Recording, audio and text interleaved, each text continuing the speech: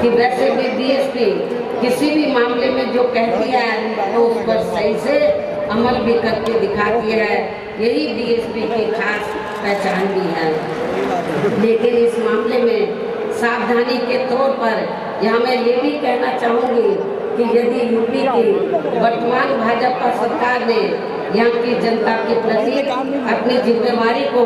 पूरी ईमानदारी व निष्ठा से निभाया होता तो अब यहाँ विधानसभा के आम चुनाव होने के नज़दीक यूपी की सरकार के साथ साथ माननीय प्रधानमंत्री जी व अन्य और केंद्रीय मंत्रियों एवं नेताओं आदि को भी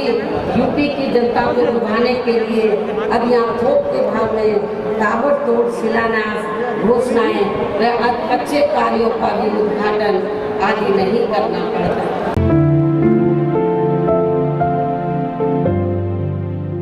किसानों को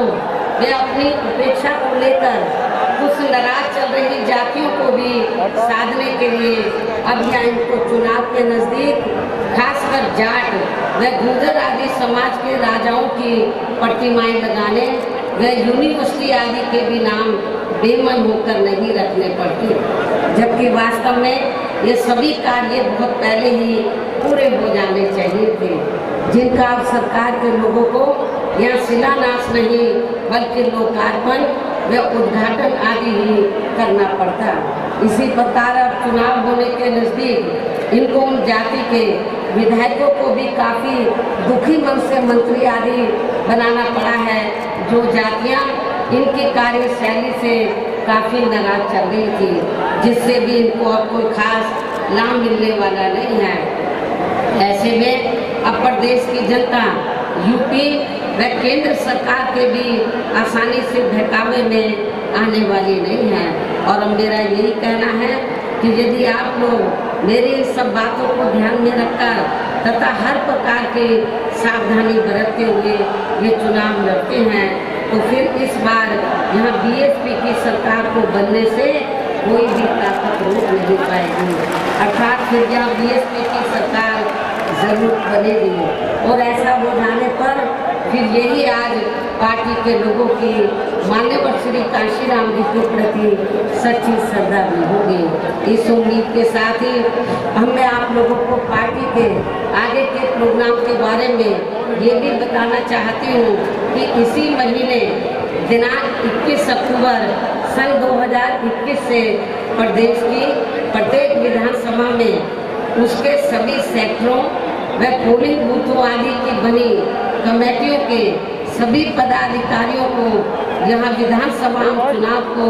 खास ध्यान में रखकर उन्हें कैडर के जरिए हर स्तर पर तैयार व सजग करने का कार्य युद्ध स्तर पर पूरे प्रदेश में शुरू किया जाएगा। और ये कार्य पूरा होने पर फिर जरूरत अनुसार ही आगे का कार्यक्रम बनाया जाएगा। इसके साथ ही प्रत्येक विधानसभा वार कैडर का ये कार्य पार्टी के केवल पूरे मंडल को देख रहे मुख्य सेक्टर प्रभारियों व पार्टी के स्टेट एवं केंद्रीय वरिष्ठ पदाधिकारियों द्वारा ही लिया जाएगा। इतना ही नहीं बल्कि आपकी मदद के लिए पिछले महीने 7 सितंबर को व आज 9 अक्टूबर को भी मैंने खासकर यहाँ यूपी में होने वाले विधानसभा चुनाव को ध्यान में रखकर जो भी जरूरी बातें आप लोगों के सामने रखी हैं तो उन्हें बुकलेट के जरिए भी हर विधानसभा में वहाँ के लोगों तक जरूर पहुँचाया जाएगा। और इस मामले में मैं ये भी कहना चाहूँगी, यदि मुझे ये लगा कि आप लोग मेरे आज दिए गए इस आदेश व निर्देश का सही से पालन नहीं कर पा रहे हैं तो फिर मैं ज़रूरत महसूस होने पर पार्टी हित में प्रदेश की किसी भी विधानसभा में जाकर खुद उसका निरीक्षण भी कर सकती हूँ। इसलिए आपको ये कार्य पूरी ईमानदारी से करना है ताकि मुझे आपका इम्तिहान न लेना पड़े। इसके साथ साथ यहाँ मैं ये भी कहना चाहती हूँ कि इसी पैटर्न पर चलकर उत्तराखंड व पंजाब स्टेट में भी पार्टी के लोग ये कार्य 21 अक्टूबर से ही शुरू करेंगे। इस प्रकार से आप लोग अपनी पूरी तैयारी के साथ इन तीनों राज्यों में यहाँ की सरकारों को सत्ता से जरूर बाहर करेंगे। अर्थात आप लोग उत्तर प्रदेश में व इससे लगे उत्तराखंड प्रदेश में भी अपनी पार्टी की सर्वजन हिताय व सर्वजन सुखाय की सरकार जरूर बनाएंगे। साथ ही पंजाब स्टेट में भी बीएसपी व अकाली दल गठबंधन की श्री सुखबीर सिंह बादल जी के नेतृत्व में यहाँ भी अपनी सरकार जरूर बनाएंगे।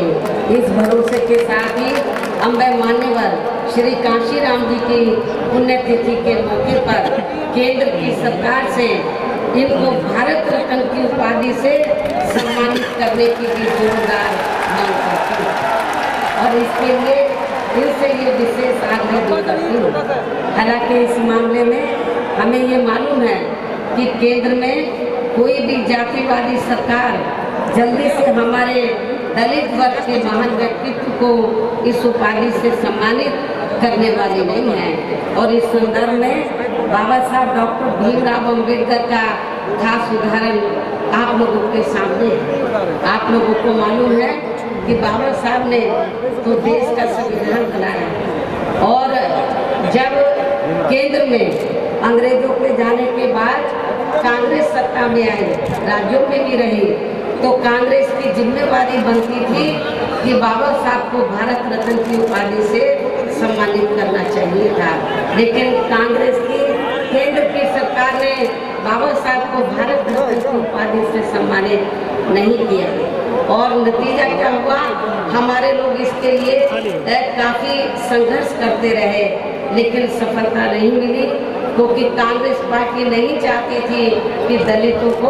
और खासकर बाबा साहब को ये सम्मान मिले। उसके बाद जब बीएसपी बनी और 1989 में जब केंद्र में जनता दल की सरकार बनी श्री बीपी सिंह के नेतृत्व में और कांग्रेस सत्ता से बाहर हुई और मिली जुली सरकार बनी तो श्री उस समय हमारी पार्टी के 3 एमपी जीत कर आए थे। मैं खुद भी जीत कर आई थी 1989 में बिजनौर से। तो उस समय श्री बीपी सिंह जी ये चाहते थे कि हम लोग सरकार में शामिल हो जाएं। हमने श्री बीपी सिंह को ये कहा कि हमें कोई मंत्री का पद नहीं चाहिए, हम केवल 2 ही आपसे मांग कर रहे हैं, एक तो बाबा साहब को भारत रत्न की उपाधि से सम्मानित किया जाए और दूसरा मंडल कमीशन की रिपोर्ट लागू की जाए। तो श्री बीपी सिंह जी ने हमारी बात को मान लिया और श्री बीपी सिंह जी की सरकार में भी बाबा साहब को भारत रत्न की उपाधि से सम्मानित किया गया और पिछड़े वर्ग की मंडल कमीशन की रिपोर्ट लागू हुई। लेकिन ये बीजेपी को उस समय अच्छा नहीं लगा जो आज जनगणना का भी विरोध कर रहे हैं ओबीसी का, और उन्होंने श्री बीपी सिंह की सरकार ज़्यादा दिन नहीं चलने दी और उनकी सरकार भी। इसलिए अब चाहे ये पार्टी अर्थात कांग्रेस पार्टी, इसलिए कांग्रेस ने यदि ऐसा किया होता तो आज कांग्रेस की हालत ऐसी नहीं होती। इसलिए अब चाहे ये पार्टी अर्थात कांग्रेस पार्टी दलित को किसी भी स्टेट का मुख्यमंत्री व देश का प्रधानमंत्री तथा पार्टी का हेड भी क्यों ना बना दे तो भी दलित वर्ग के लोग बाबा साहब का ये अपमान भूलने वाले नहीं हैं। इसके साथ ही पिछड़े वर्ग के व्यक्ति को भी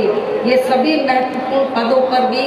क्यों ना रख ले तो भी इस वर्ग के लोग कांग्रेस को जल्दी से माफ करने वाले नहीं हैं, जिसमें केंद्र में अपनी सरकार के रहते हुए इनकी मंडल कमीशन की रिपोर्ट को लागू नहीं किया था। इसी प्रकार अब कांग्रेस पार्टी किसानों के मुद्दे की आड़ में खासकर सिख समाज को